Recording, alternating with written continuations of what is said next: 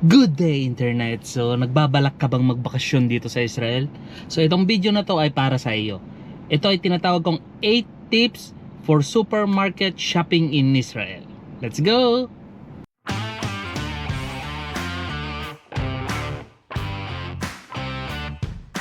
So andito tayo ngayon sa my Carrefour. So kasama natin si Aba. Si Aba iniwan ko sa loob. Lumabas muna ako.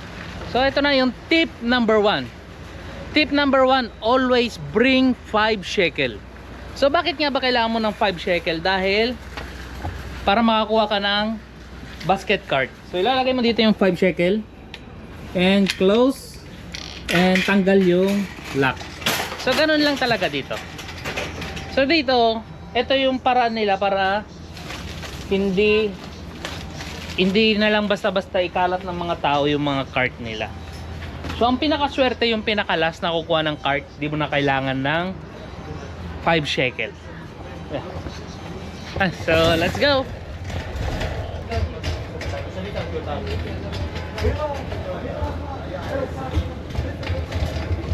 Yun, so dito may aparsakiak ang tawag nila, hindi ko alam sa English. So ito, gustong gusto rin to ni Aba. Pipili ako ng mga hindi pa masyadong hinog. I want to... Ha? One? Yan, lakad-lakad na naman ako. Iniwan ko si Aba. Uy, galing oh. $1, ay 1 shekel lang ang ano, per kilo. So, hindi ako marunong mamili. Leslie ka, can you help me? I don't know how to choose for my Aba. Yes, come. Yes. For my Aba. This is good? Good, good. Thank you. What? Well, no, we English. So, tinulungan ako. Hindi ako marunong mamili. And so, tip number 2, never go to the grocery between Thursday and Friday. So, ito yung mga araw na kung malapit na ang Shabbat. Because the line will be out of control. So, sobrang daming tao. Tapos, puro mga bulky lahat ng mga binibili nila. Yun ang tip number 2. So now, kailangan kong bumili ng para sa soup ni Aba. So ang ano dito, ang mga squash hindi ganun kasarap. Mas masarap pa rin yung squash sa Pilipinas. Ano pa kung medyo malaki lang. And so, tip number 3 tayo. Always go with the shopping. Will you please repeat it? Groceries store with the list. Kung ano yung mga kailangan mong bilhin. Kasi kung hindi mo ginawa yon, sa sobrang dami ng mga paninda dito, hindi mo namamalayan, masya-shopping spree ka.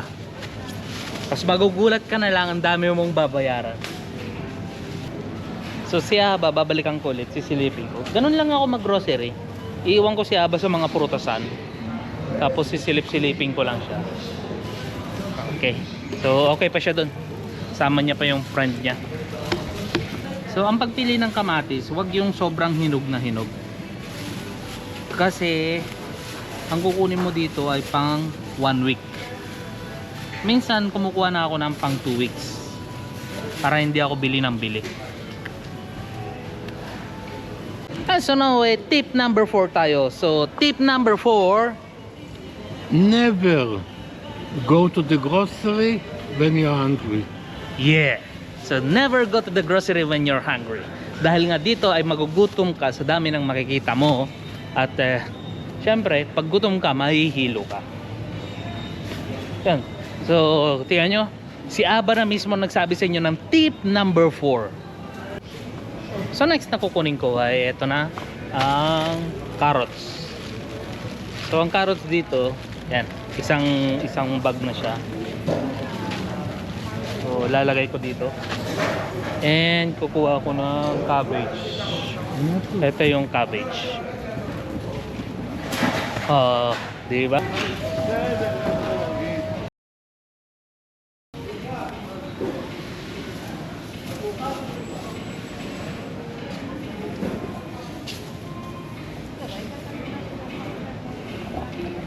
So kung nakita nyo, hindi ako yung lahat ng gumagawa dito. So pinapagawa ko rin si Aba dahil simpleng exercise na rin yan sa mga limbs niya. Di ba? So andito tayo ngayon sa may mga mali. Meron din silang binebenta rito na olive. Sarap. So let's go to tip number 5. So tip number 5. Always check if it's kosher or not. So iba ang presyo kapag kosher kasi. Ngayon para sa mga religious. So may additional pa na payment yun. Kaya always check if kosher or not.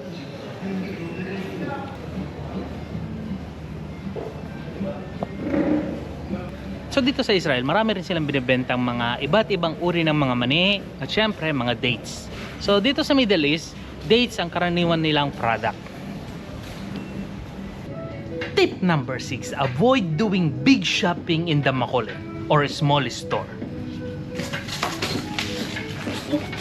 Kapag nag-big shopping ka, bumili ka ng marami sa may Makolet o maliit na store, ang presyo dun ay usually mga 2 times 2 or times 3.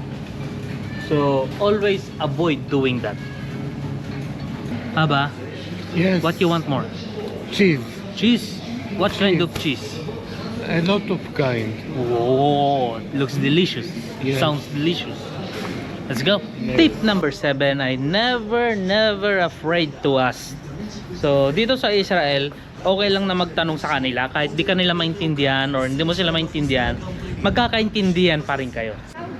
So, dito sa Israel, napakarami nilang iba't ibang klaseng mga cheese. So, yung iba dito, ginawa na dito yung cheese at yung mga iba, imported.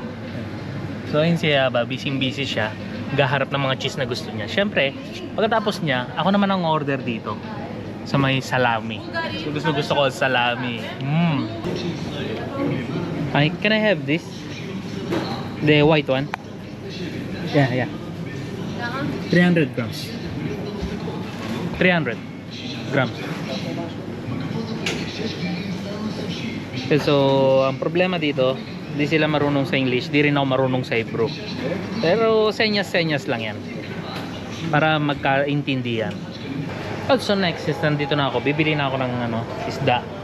So hindi ko alam kung anong isda ang masarap. Siguro magtitilapia na lang ako. Can I have this? 2 pieces. 2 pieces.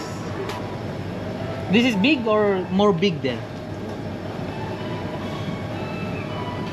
So hindi rin ako maintindihan. So pareho lang kami. Okay.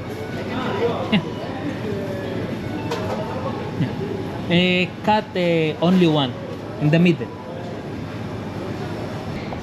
And so hindi pa kami tapos na mag-grocery ni Aba, pero si Aba and lumalafang na. It's good. Good. What you eat, delicious. Yes. Tip number 8. So, pag mag-grocery ka, you bring your own basket or bag. Yan. So, dito sa Israel, masyado mahal kapag puro plastic ang gagamitin mo. So, bawat plastic, it's every count a shekel. So, babalikan ko na ngayon si Haba. So, pupunta na kami sa line. So, dito, kailangan mo rin magdala ng mahabang pasensya. Dahil sa mga pinabili mo, ikaw rin ang magiging bagger. So hindi uso dito yung sa may counter tapos mag-hire sila ng bagger. And so dito ko na tinatapos tong video na to. Sana nagustuhan yung 8 tips para sa grocery shopping dito sa Israel. So kung balak nyong mag bakasyon dito, eto na.